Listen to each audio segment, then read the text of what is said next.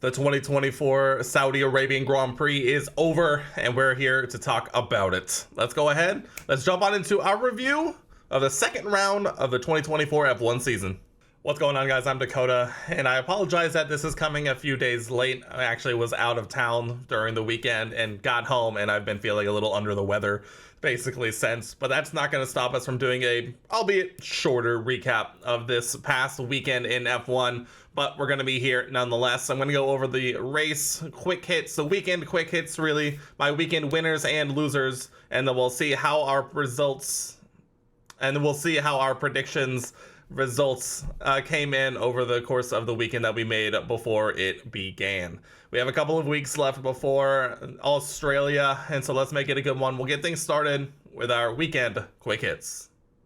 Before we jump into our weekend quick hits, if you're not already subscribed, go ahead and subscribe down below. We make videos about F1 in real life and do some sim racing content as well.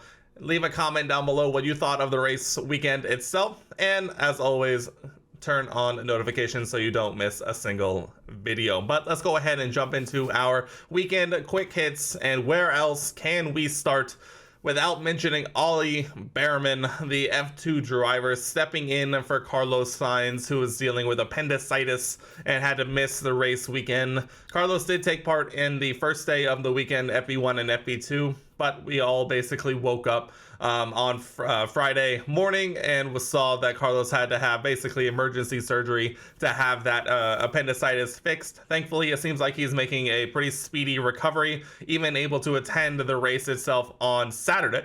But Ollie Behrman gets the call up into Ferrari for the weekend, and boy, oh boy, did he make the most of it. A points finish in his F1 debut. Obviously, he had to withdraw from the F2 season, so I think I saw some jokes being thrown around that he actually has more points in F1 than he does in F2 right now. So that is definitely a something that he'll be able to hang his cap on as the F2 season continues on here in a few weeks as well. But Ollie did a fantastic job, almost making it into Q3 before finishing up, I believe, P6 in the race. What a performance from Ollie. We're going to touch on him more here in a little bit, but what a weekend we had. Obviously, we had to start there. Moving on to our next point, I wouldn't be able to do this video as a Haas fan without mentioning the Haas Masterclass that we saw over the weekend, specifically in the race. Obviously, the Haas has not been as bad of a car as we kind of expected going into the weekend. So this was definitely something that we saw a lot of potential in. But nonetheless, we saw a very, very interesting race come out of the Haas, especially the two sides of the garage performing very, very differently from each other. We're going to go into it a little bit more here in the next section. If you know, you know. But Haas absolutely strategized themselves up into an absolute masterclass of a race, pulling off a strategic call of a lifetime, which again we'll go into in a minute. But they end up coming out with their first point of the season and put themselves in sole possession of P6 in the constructors, and I am loving life because of it. Moving on to, I believe our next big point is the Mercedes struggles continue. We saw Mercedes just really not really living up to the excitement that we kind of had going into the season. They are really, really struggling to get to grips with the car, and it looks like neither driver is really able to pull out the performance of the car in race trim.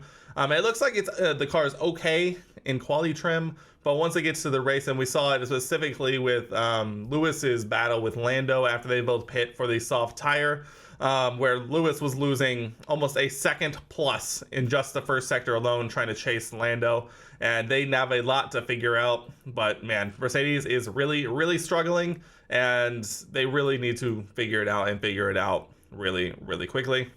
And then my last point that I'm going to touch on in quick hits is just a very disappointing weekend for the bottom four teams in the constructors after Haas. So essentially P7 to 10.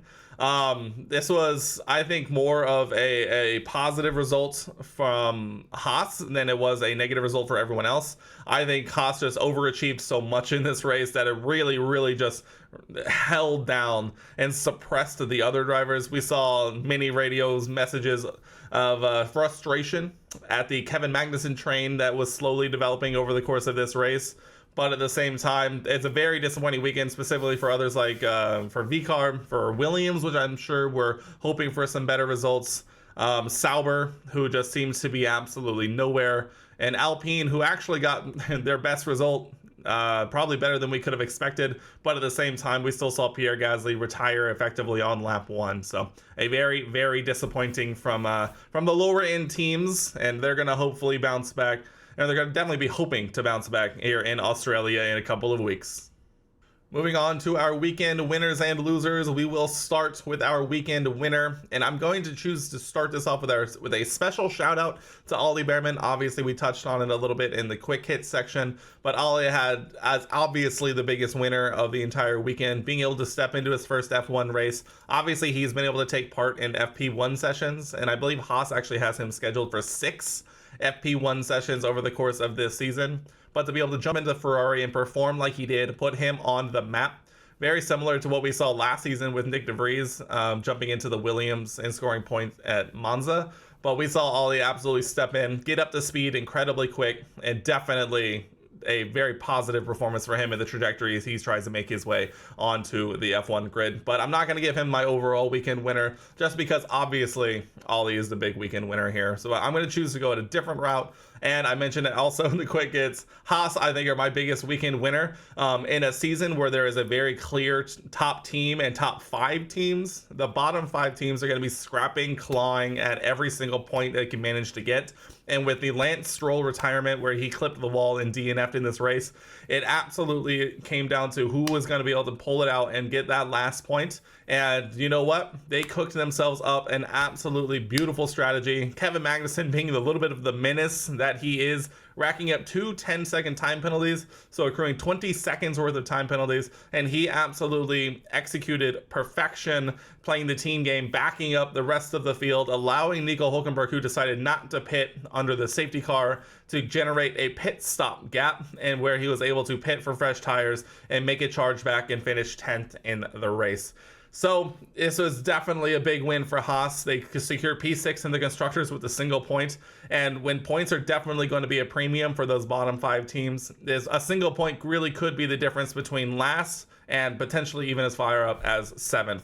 Now, I don't think one single point is going to get you P6 at the end of the season. But again, like I said, it could come down to just a single point here or there. Moving on to our weekend loser, you really could have gone many different ways with this, but I think I'm going to go with VCARB or RB or Racing Bulls or whatever you want to call them. I chose them as my weekend loser just because we saw a very positive result from Yuki Tsunoda in qualifying, obviously making it into Q3 and looking like that RB has some very decent pace over a single lap. And we saw a very, very good opportunity for RB to be able to move forward and potentially score points, especially with the Lance Stroll retirement, like I mentioned. So I think it's definitely very, very disappointing that as the Kevin Magnussen train developed and you saw Yuki falling back as well, unable to overtake the Haas and just fall back down the pack and finishing near the bottom with Daniel, who also had a very tough weekend overall, who really looked like he was struggling to get up to speed around Jeddah, eventually culminating in a self-spin, a self-mistake there towards the end of the race where he really just finished well down the order and not a lot of momentum to say for it. Now, like, I don't say this to be mean, but it definitely is one of those things where I think, like I mentioned earlier, the Haas overperformed the bottom 5 teams, the other bottom 4 teams. But I do think that RB and VCARB definitely assumed that they'd probably be performing better at the beginning of the season. And this, I think, culminated in a lot of very frustrating weekend where Bahrain ended in a very frustrating manner, sort of almost on off-track issues. This one definitely ended very frustratingly with specifically on-track performance. So I think VCARB actually potentially is the biggest loser here. I think they are definitely targeting that P6 range in the constructors, and we saw them struggle to get by a Haas. And while that does make my heart happy, I'm sure they are very frustrated at the results we've seen so far, and they're going to be definitely hoping to bounce back around Australia. But what do you guys think? Who are your weekend's winners and losers? Let me know down in the comment section below. So what's next? Formula One heads down to Australia for race 3 and around Albert Park in 2 weeks' time from March 22nd to the 24th. We're definitely excited to see which teams will be able to perform well. We saw Mercedes perform very well around there last season when we saw a Max Lewis Fernando podium. I don't think that's going to be quite the diverse podium that we've seen last year going into this year. I fully expect a Red Bull 1-2 again. They've shown that they have built a basically bulletproof car, and Max is driving at a level that is unheard of. But you never know. We saw a lot of, I'm going to use the phrase craziness, but I don't think that's doing it justice last season around Australia. But what do you think? Who's going to be standing on the podium this year? I can't wait for F1 to be back again in a couple of weeks. All right, let's wrap this thing up by quickly going through our predictions results. Obviously, we make our predictions before the race weekend begins, and we see how we did as soon as it's over. We're going to quickly run through this because I am starting to feel it, and we'll get through this nice and quickly. Starting with my pick for biggest positive surprise, I chose Fernando Alonso.